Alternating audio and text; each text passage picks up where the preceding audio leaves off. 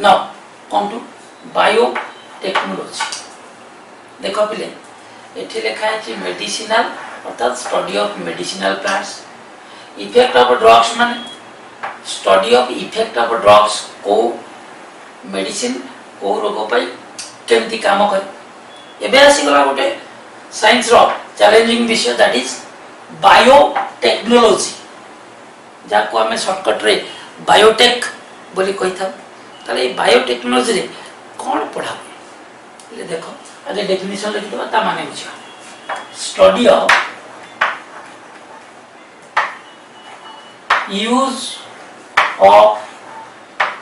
Micro organisms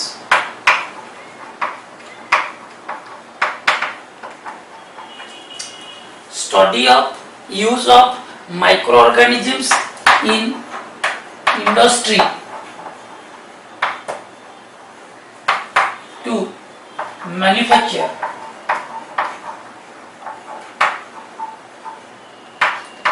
medicines,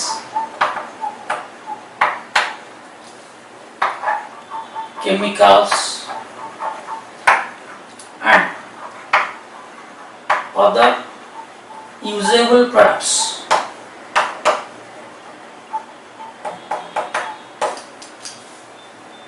Okay, ताले study of use of microorganisms. Study of microorganisms is called microbiology. Study of use of microorganisms ताले ए जो अणुजीव मानन को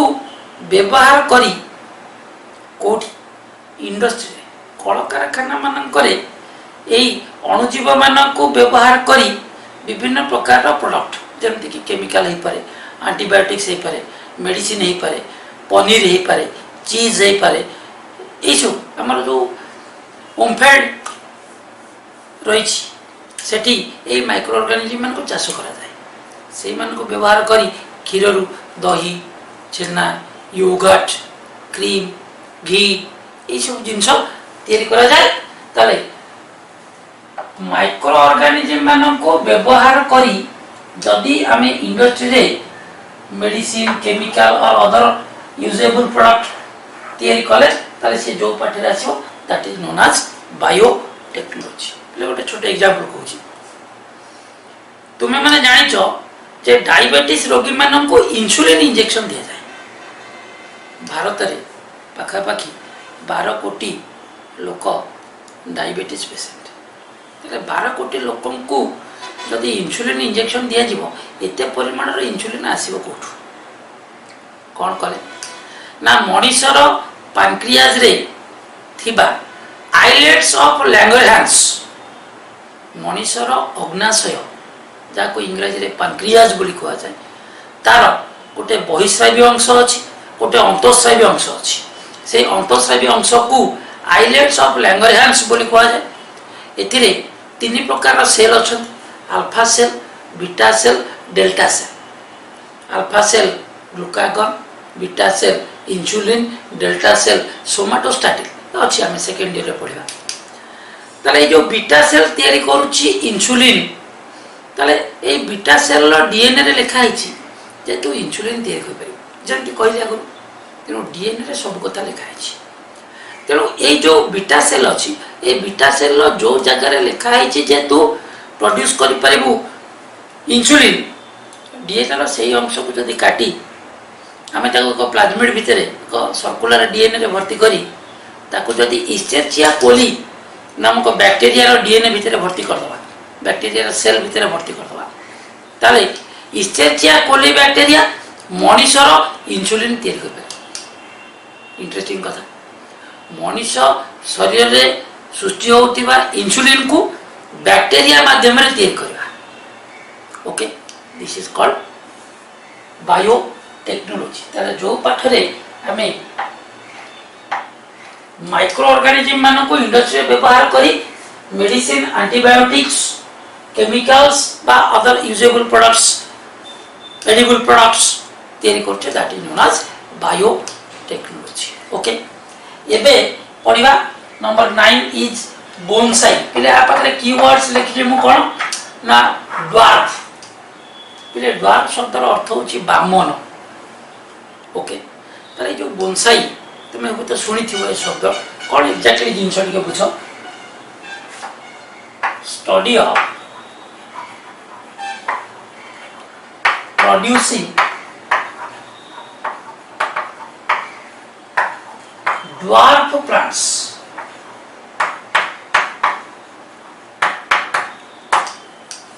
बामन गछ सृष्टि करिवार कला ताले जो पाठ आम विराट बड़ बरगछ को एक छोटिया कुंड भितर माने बरगछर सब जगह गुण से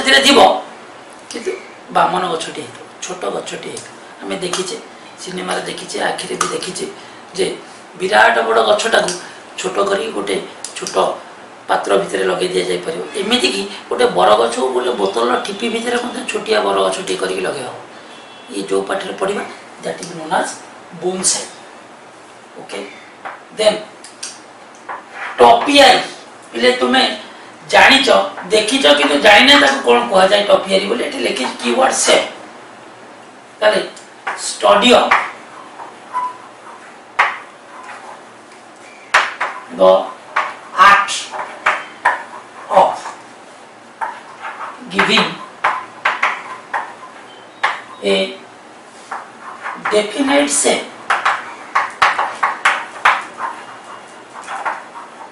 to a plant ताले study of the art of giving a definite shape मोट लिखित्री कीवर्ड शेप तेणु एठी गोटे गछ को काटिकी आम एक निर्दिष्ट आकार प्रदान करवा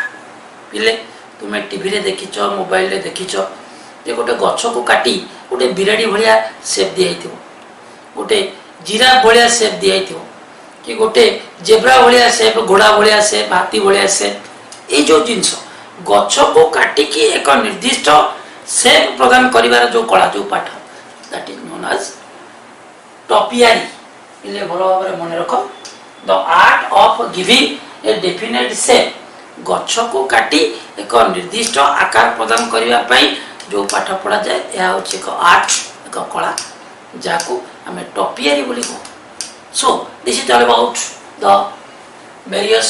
अप्लाइड ब्रांचेस ऑफ बॉटनी। एबे आम आरंभ करबा ऑर्गेनिज्म ओरिएंटेड ब्रांचेस एथे प्रथमे पढ़िबा organism oriented branches of zoology then पढ़िबा organism oriented branches of botany. एबे आम पढ़िबा organism oriented branches of biology एथिरे प्रथमे पढ़िबा animals that is related to zoology ता परे पढ़िबा botany ताले organism oriented रो अर्थ को जदि आमे कोनोसी organism रो फाइलम पिला माने तुमे दशम श्रेणी रे पढ़िछ फाइलम कोन की क्लास की ऑर्डर एमती किसी जिनिस को जदि आखि आगे रखी ब्रांच पढ़ा ताहले ताको हमें ऑर्गेनिज्म ओरिएंटेड ब्रांच बोली कहबा। ओके ताले ऑर्गेनिज्म रो फाइलम क्लास ऑर्डर यही सब जिनिस को नहीं जो ब्रांच करा जाइछि ताकू आमे ऑर्गेनिज्म ओरिएंटेड ब्रांच बोली कहू। प्रथमे पढ़ा जूलॉजी रो ऑर्गेनिज्म ओरिएंटेड तापरे पढ़ा बॉटनी रो ऑर्गेनिज्म ओरिएंटेड। ओके पिले देखो प्रत्येक ब्रांच कड़े मुझे कीवर्ड लिखी प्रोटोजूलॉजी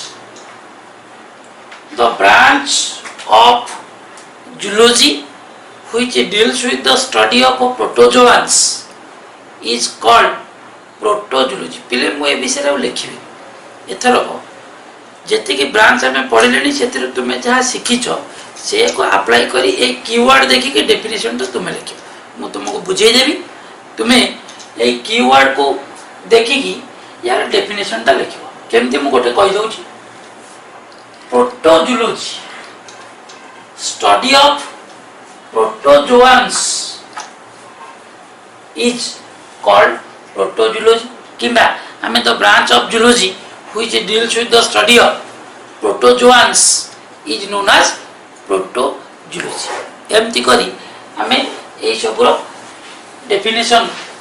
मन को मन लिखा एगुड़िकर ब्रांच रो अर्थ मु बुझे देबी मझे डेफिनेशन टा मु कहि देथिबी किंतु तुमे माने लिखो ओके ताले प्रोटोजोआ पिले में का को कहूचे जो एककोषी प्राणी सब अछंदी अमोइबा पाराबेसियम यूग्लिना ए भली एनिमल माननकु आमे फाइलम प्रोटोजोआ अंडर रे पढु तेणु से प्रोटोजोआ फाइलम अंडर रे जो ऑर्गेनिज्म माने रहिले सेमान विषय रे जो ब्रांच जूलॉजी रे पढिबा that is protozoology okay study of protozoans is called protozoology then helminthology study of helminths study of helminths is called helminthology कौन ता माने पिले तुम्हें माने पढ़िच जे ये जो हेलमिन्थेस कहले हमें कुर्मी मान को बुझू कुर्मी गोल कुर्मी चेपेटा कुर्मी अंकुश कुर्मी round worm tape worm hook worm ये भली वार्म मान विषय जो फाइलम रे हमें पढ़ू ताको हेलमिन्थेस फाइलम बोली कहा जाए से हेलमिन्थेस फाइलम अंडर रे जो मन रहिले से मान विषय रे जो पाठ पढ़ू that is called helminthology okay then herpetology study of reptiles and amphibians पिले रेप्टाइल रो अर्थ होची सरीसृप झिटिपिटी गोधी साप एंडुओ कुंभीर ए माने हेले सब सरीसृप तेणु सरीसृप मानकर क्लास रेप्टाइलिया ताले से रेप्टाइलिया क्लास को आखिया कर रखी याकू एठी कि पिले हमें गोटे जिंस पढना एठी दीटा जिंस ता माने जो ब्रांच रे हमें सरीसृप एवं उभयचर एम्फीबियंस बेंग ये माने विषय पढू दैट इज कॉल्ड हर्पेटोलॉजी पिले कीवर्ड टा को खाली मन रखो तेणु स्टडी ऑफ तुम लगे पार ओके तेणु प्रोटोजूलॉजी प्रोटोजोआ हेलमिन्थोलॉजी हेलमिन्थेस हर्पेटोलॉजी ये टिके पिले देखो यार माने हेडिंग सहित ता कीवर्ड र किछि संपर्क नाही herpetology but study of herpets no reptiles and amphibians okay तले पिले तुमे एमती भी धरि नै परिबो हर्पेट्स र अर्थ होची reptiles and amphibians okay now ichthyology पिले स्टडी ऑफ फिशेस ए दुनिया रे केते प्रकार रो सबु माछ अछंती से माछ मानकर सिस्टमैटिक पोजीशन कौन से मानकर हैबिटेट कौन से मानकर मॉर्फोलॉजी कौन एनाटॉमी कौन इकोनॉमिक इंपोर्टेंस कौन ए सब जिनिस जो पाठ पढ़िबा that is called ichthyology it is the study of fishes okay then entomology पिले एठी एंटोमोलॉजी होची स्टडी ऑफ इंसेक्ट्स देखो कीवर्ड सहित हेडिंग रो संपर्क नाही भूल भाल हो तो मने रखो एंटोमन ग्रीक शब्द एंटोमन रो अर्थ होची इंसेक्ट्स एंटोमोलॉजी एंटोमन माने इंसेक्ट्स लोगस माने टू स्टडी तले जो पाठ रे हमें इंसेक्ट मानक विषय स्टडी करबा जेंती फिशेस मानक विषय स्टडी करे सेमती जो जूलॉजी पाठ रे हमें इंसेक्ट मानक विषय स्टडी करबा ताको कहवा जिवो एंटोमोलॉजी ओके नाउ ऑर्निथोलॉजी पिले ऑर्निथो शब्दर अर्थ होची बर्ड्स तो केते प्रकार रो बर्ड्स अछंती से बर्ड्स मानकर जेमति कहली सिस्टमैटिक पोजीशन बुझिबा में सिस्टमैटिक पोजीशन परे सिस्टमैटिक पोजीशन माने से बर्ड्स रो परिचय कोन एड्रेस कोन माने लिविंग वर्ल्ड रे बर्ड रो एड्रेस कोन से विषय पढ़ा ताले ऑर्निथोलॉजी स्टडी ऑफ बर्ड्स मालाको पिले मॉल्युस्का गेंडा शामुका शंख इत्यादि जो फाइलम अंडर जाती ताको मॉल्युस्का बोली कहा जाए तेणु से मॉल्युस्का मानक विषय जो पाठ पढ़ा दैट इज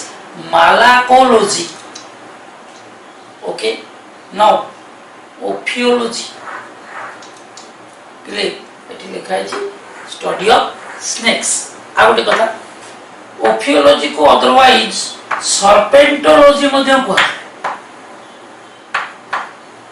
सर्प ओडिया सर्परु सर्पेंटोलॉजी भूल हवनी तेणु जो पाठ आमे केते प्रकार साप अच्छा से बायोलॉजिकल क्लासिफिकेशन कौन systematic position habitat morphology anatomy then economic importance यही सब जिन जो पाठ पढ़ा दैट इज कॉल्ड ओफियोलॉजी और सर्पेंटोलॉजी ओके देन पैराजूलॉजी इले तुम्हें भाबुथियो बोधे पैराजूलॉजी माने study of parasites no study of parasites is parasitology परजीवी मानक विषय जो माने जीवंत वस्तु खाद्य टाणी बंचती से माने पैरासाइट्स से मानक विषय पढ़ा that is parazoology no it is parasitology okay then parazoology माने स्टडी ऑफ पोरिफेरा पिले पोरिफेरा कौन तुम्हें माने जो पढ़िच लोअर क्लास रे पोरिफेरा अर्थ होची ओडिया रे छिद्राल ता शरीर सारा लक्ष लक्ष छिद्र थी तेणु ता छिद्राल से पोर जोगु से अनेक पोर छिद्र थिबा जोगु ताको पोरिफेरा बोली कहा जाए तेणु जो पाठ आम यही पोरिफेरा को विषय पढ़ा that is parazoology okay now nematology nematology nematodes गोल राउंड गोल कुर्मी ओके तेणु ये जो नेमाटोड्स गोल कुर्मी केते प्रकार अच्छा विषय जो पाठ पढ़ा that is called nematology then पिले एटी देखो spelling CNIDO don't confuse it is nido C उच्चारण हो ना निडोलॉजी स्टडी ऑफ सिलिंडरेट्स पिले जेमिति एटा को हम कहले छिद्राळ सेमिति ए सिलिंडरेट को ओडिया रे एक नली देही एमानक देह गोटे नल रे तैयारी तेणु एक नली देही हाइड्रा छिद्राळ होची स्पंज तेणु यही सब पाठ आम जो पढ़ा ताको कहा जाए नेमाटोलॉजी इन नेमाटोड्स निडोलॉजी इन सिलिंडरेट्स एक नली देही ठीक अच्छे ये थिला organism oriented branches of zoology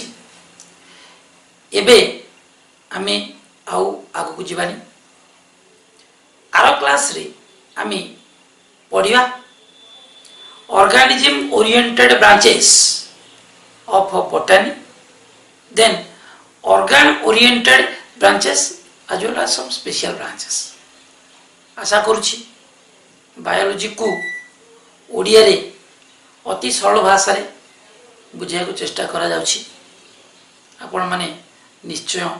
बुझी पारुथिबे पिले 100 थर पढ़िबा थरे लेखिबा सह समान 100 थर लेखिबा थरे बुझिबा सह समान 100 थर बुझिबा थरे अन्य को किंबा निज को बुझेबा सह समान ओके ताले यही बीएनबी मंत्र सहित शेष करिबा आज class. Thank you, have a nice day.